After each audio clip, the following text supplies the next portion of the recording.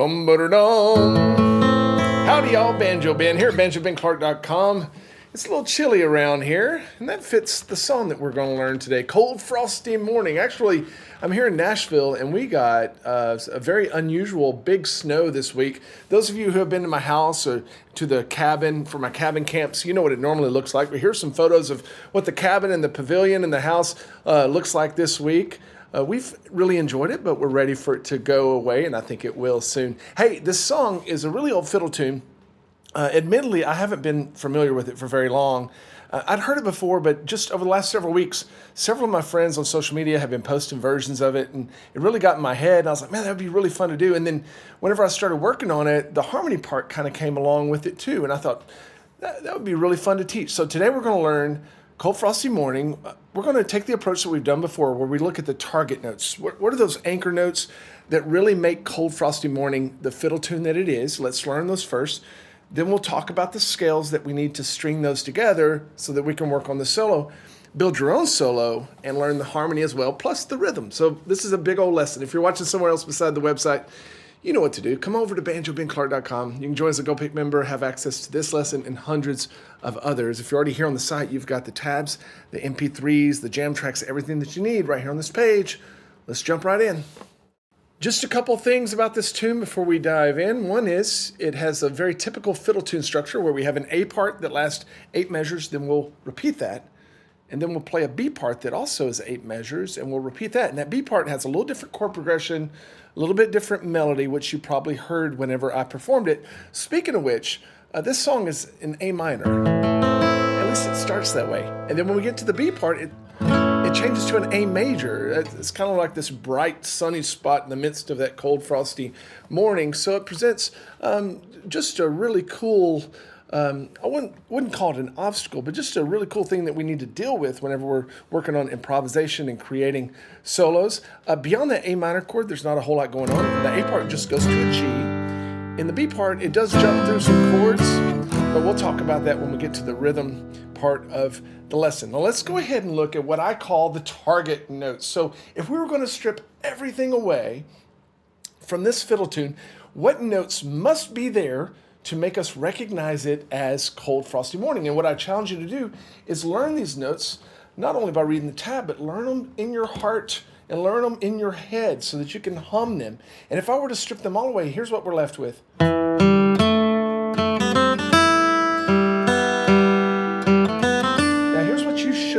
Here, or maybe you've noticed, is that we have two of this kind of same themes happening here, just over 2 different chords.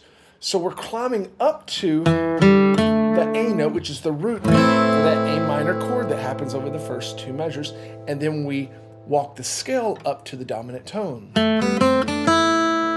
Then the accompaniment, the rhythm, is going to change to a G chord for the next 2 measures. We're going to hang around the root at first. There's that G chord, and then we're going to climb up the scale to the dominant as well. Okay, so can you hear the similarities there? Climb up the scale. There's the root. Climb up the scale. Okay, so you can see kind of what's happening here, and I want you to have that. I want you to learn that in your heart, and to be able to hum that. Look away from the tab and be able to hum that. Now we have a little bit of repeating in the next line. Then look at measure 9. What's going on there? Well, measure 9 is 1/2 A minor chord, then it switches to a G chord, and then back to an A minor. And it's just going from the 3rd to the root, and then the same thing over the G chord. 3rd to the root, back to the A minor tonic tone.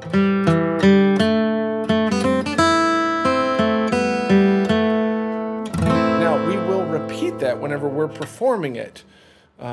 But I want you to pause right now and maybe just play through that a couple times and get it in your mind. When we go to the B part, it starts with an A major chord, and the melody is also going to go up higher. Here's what the melody is going to do. Look at the tab. Pretty cool. Now you'll notice that the melody notes do not play a note that would necessarily name it as a major lick, because what is the note that makes A major major? This C sharp. And our melody notes aren't there, but when we play the harmony, we will get into that to help kind of identify it as a major sound. Next two measures are over G. Kind of sounds like old Joe Clark, doesn't it? Next line is really neat. We've got two measures that are split, A minor, C, B to E. And the melody of the fiddle tune is just going to walk up the roots of each one of those chords. And then we'll end the B part just like we ended the A. Here's what I want to do now.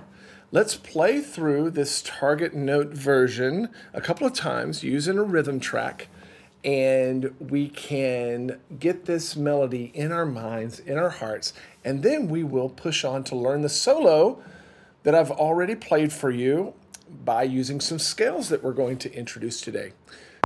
1, 2, ready, go!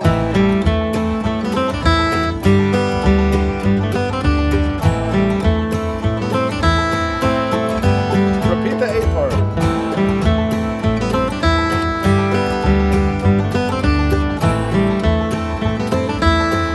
Now the B part.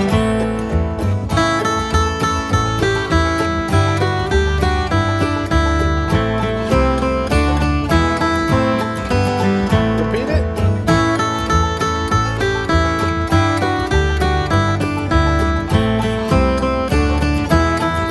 Let's play it again.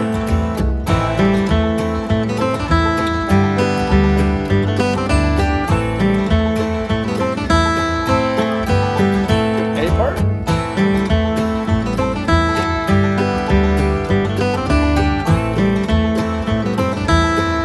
Now the B parts.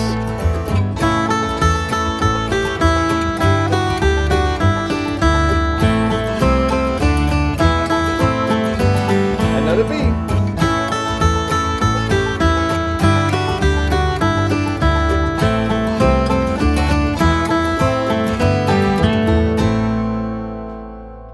So we played that a little fast, but I have various rhythm track tempos down below that you can download and practice with. But here's the main thing that I want to challenge you to do.